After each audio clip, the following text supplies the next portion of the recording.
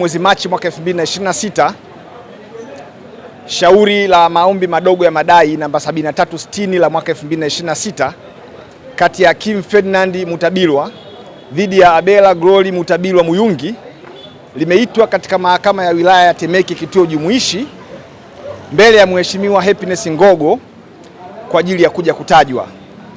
Na shauri hili kimsingi linatokana na shauri la msingi la mirathi namba 151 la mwaka 1997 ambapo marehemu ni Ferdinand Mutagwaba Mutabilwa na msimamizi wa mirathi hiyo ni Abela Glory Mutabilwa Muyungi.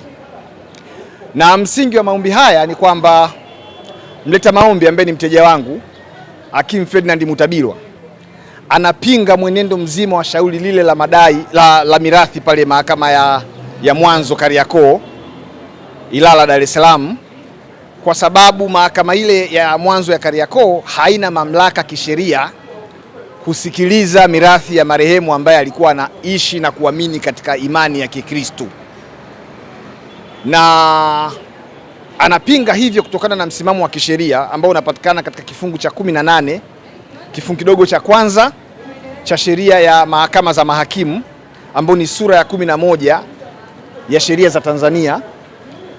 Lakini kifungu hicho kikisomwa kwa pamoja na jedwali la 5 la sheria hiyo, kifungu hicho kinasema mamlaka ya mahakama ya mwanzo kuhusu masuala ya mirathi ni pale ambapo sheria itakayokuwa ikitumika katika mahakama hiyo ni sheria ya Kiislamu au sheria ya kimila. Kwa hiyo kinachofanyika ni kwamba sheria yetu sasa sisi, sheria ya mahakama za mahakimu ambayo ni sura ya 11 ya sheria za Tanzania, imetoa mamlaka kwa mahakama ya mwanzo itumie sheria za Kiislamu ambazo ni Qur'an kuweza kushughulikia mirathi ya marehemu ambaye ni Muislamu. Kwa marehemu ambaye ni Mkristu tuna sheria sasa sisi sheria ya mirathi ambao ni sura ya 352 ya sheria za Tanzania, na sheria hiyo inatumika kwenye mahakama kuu ya Tanzania.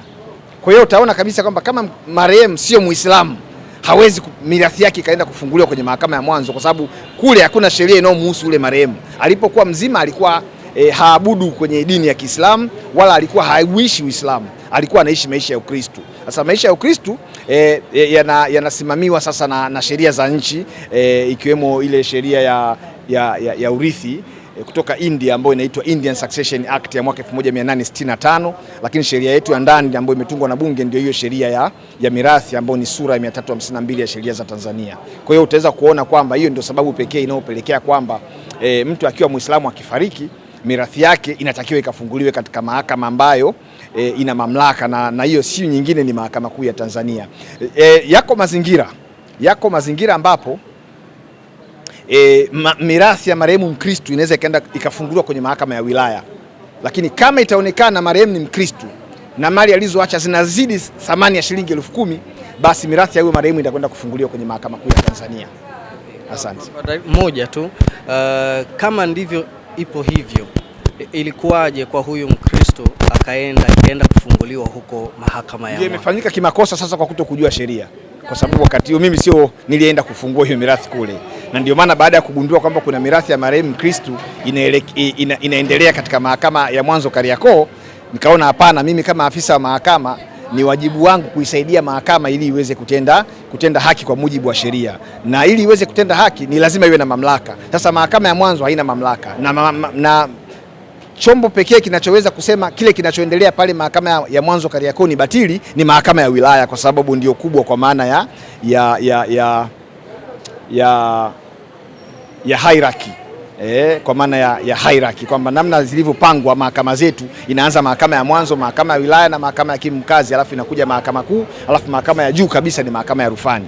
Kwa hiyo mahakama inayoweza kurekebisha makosa yote ambayo yanafanyika katika mahakama ya mwanzo ni mahakama ya wilaya. Ndio maana leo tuko hapa kituo jumuishi Temeke, kwa sababu ndicho chenye mamlaka sasa kushughulika na masuala yote ya mirathi, talaka na ndoa katika mkoa wa Dar es Salaam bila kujali ni wilaya gani. Tunaona kule Ilala mahakama ya mwanzo Kariakoo, lakini kesi inaletwa mahakama ya wilaya ya Temeke. Kwa nini? Kwa sababu mahakama ya wilaya ya Temeke ndio iliyopewa mamlaka sasa ya kusikiliza mashauri yote yanayohusiana mirathi na ndoa katika mkoa wa Dar es Salaam kwa ngazi ya mahakama za wilaya. Kwa kifupi, hayo ndio yamejiri leo hapa mahakamani, mahakama ya wilaya Temeke, kituo jumuishi manispaa ya Temeke.